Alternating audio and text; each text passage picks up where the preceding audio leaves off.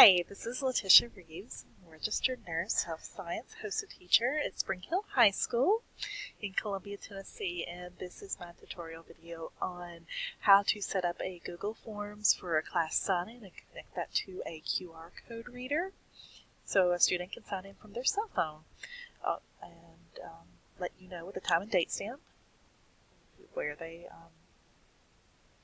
in class that day. And a couple of things, you will need a Google account for this. I have already set one up. This is not a tutorial on how to show you how to do that, but as you noticed over here, I'm signed in, and it accesses my Gmail. And if these little squares here are some of the apps, things like Gmail, Google Drive, Calendar, Photos. All these are great things that can be used in your classroom. I'd encourage you, if you have some spare time, look through all those. Explore them, use them. But for today, we're going to already assume that you have set up a Google account, and then we're just going to we're at this website, www.google.com, and we're going to add just a /forms, and it is going to lead us to the Google Forms website.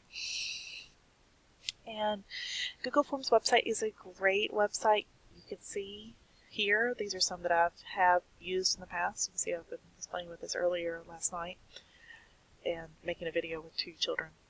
So we did this early in the morning. You can also look here at their More, and they have a lot of already pre-formed documents and forms. These can be handy in your classroom, especially this education one, an exit ticket that's already made, assessment, a worksheet, course evaluation. You can make quizzes on Google Forms, but today is just for the sign-in purposes. So what you're going to do first is go to this blank document and left-click that, and it's going to come up to your form.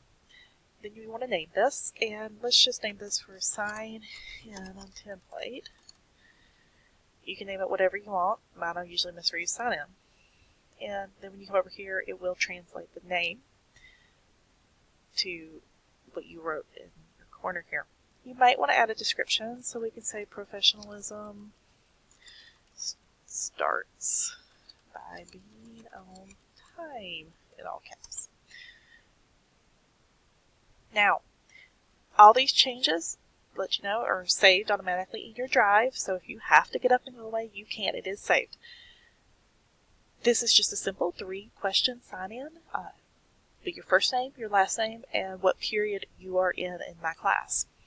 So we're going to move to question 1. So we're going to move to Untitled Question. Left click on it. And you can name this, and you can choose the type of question you want it to be. So I do not want this first one to be a multiple choice. If you see here that it could be a paragraph or checkbox or drop down, a lot of different options, but I want this to be a short answer question. And simply is your first name. It is required. If I wanted to just duplicate the question, I could. If I didn't type something wrong, totally didn't like it, you delete it. Then I'm going to add a question. And again, this is going to be a short answer. And it is last name. And it is also required. And then I'm going to add the 3rd question. It is going to be a multiple choice question. And this is going to be your block. Now, we have 4 blocks at our school. So all you do is you already have your option 1 here, and then you add as many options as you need. And you can just add in what you're called. If you're on period system, you can add periods. First block, second block, 3rd block, 4th block. Oh, whoops, I added too many options. So I can just easily hit the X over here and it deletes that option. Actually, I want to add an other field. I have other as a field too because I may be using this form for a class period outside of the block. It may be a HOSA meeting. It may be RTI time. It may be remediation time. And I want those students to still be able to sign in so I can know who's there just to double check my list. And it's just easily done on this QR form. And again, it is required. So essentially at this point, your form is done. Now you can come over here and I want to show you some of the functions along with this. If you come to more, you can make a copy, you could trash this, you could get a link for it, print it, add collaborators, put it on a web page if you wanted to, if you were using this form for other things. You can send this to people, and we'll look at that more in a minute. But also you can change the color of it. You can change it to pink. You can change it to blue. Whatever you like or you think your students may like as well. Or something my students get a kick out of is I put a theme on it, and I just go through here and we'll just choose a theme. Let's see, scroll down. I like that too. And ta-da, theme. I'm amazed students like these themes. They get a kick out of it. I change them pretty regularly. I redo my form about every 4 to 6 weeks. That way my lists don't get too long. Also, it lets students know that I'm actively looking at these, and they know that, I think, by the theme changing. So for whatever reason, it works in my classroom. Okay, so right now we want to see how this looks. To test it out, you can hit the preview button, which is this eye here, and let's look at it. Well, there it is, and let's fill this in. Letitia Reeves, and we're going to say this is other, and this is template tutorial. And I'm going to submit that. Now I will show you a couple of things about these options. I left on submit another response. You can see that there. And if you hit that, it would just add you to another response, and we'll say testing, first period. No. And I can do this as many times as they want. I've never had a student abuse this. I do this for the reason that sometimes they will let somebody else use a cell phone to sign in. That happens from time to time, or they maybe hit something wrong. So I leave that option open. Alright, so let's see how it looks. So I'm going to exit out of there, and wow, now you go back to your form and there are 2 responses. If you click on that, you can see it has my name and it has test. And this is in a great data use form. So you have some data, it's accepting responses. If you wanted to decide you can't accept anything, you could turn that off. But then I want you to look at here, it says create a spreadsheet. If you create a spreadsheet, you just click on that. Create a spreadsheet, create. And now when you go back and hit it, it just should change to view responses and sheets. It's going to come up to sheets in Google, and then you can see that it adds a time and date stamp, which is great, and then your first name, last name, and your block. I love this. It double checks my rolling. It lets me have a good chance of what time did we actually start class, what time were these students in their seats that they were signing in. And it's great for data, and you know schools are about data, of how can we improve in our classroom, adding 2 or 3 minutes of, oh, we got started at this time, because all the students were signed in by this time, so we were definitely started. And these are great data recording tools. Alright, so we're going to go out of that and we're going to go back to questions. Now, how do I link this to a QR code?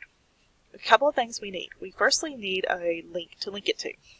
So go back to your send button and hit send. You could email this to somebody. I don't want to email this to somebody, so I'm going to use a link. It's a little link right there. I'm going to shorten it, and then I am going to copy this link. Now, the website I use for QR is for QR codes is qrstuff.com,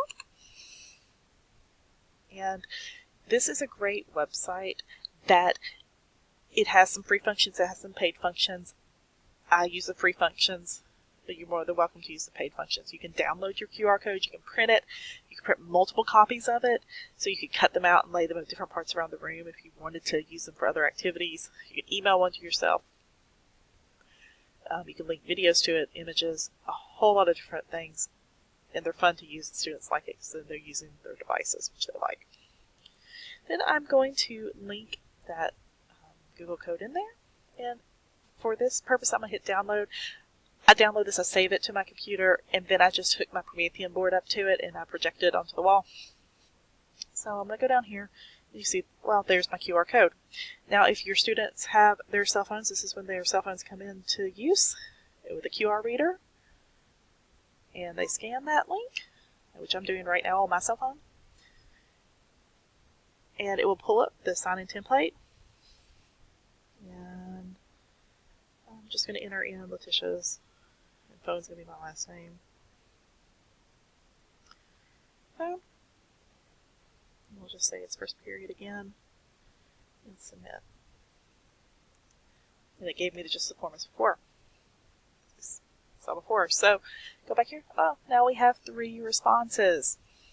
And if I go to view responses in Sheets, you can see here Letitia's phone, first block, and it was time and date stamped. It's as easy as that to connect your forms to your QR codes. If you have some questions on how do I get back to this form when I need to change it, just go back to the Google Forms. You can hit back if you just type in google.com/forms. Your form that you just used is going to be right there. It's owned by me, last open, so you can use it again if you want to update it or create a new form. I hope this has helped answer some questions about how to create a Google Forms.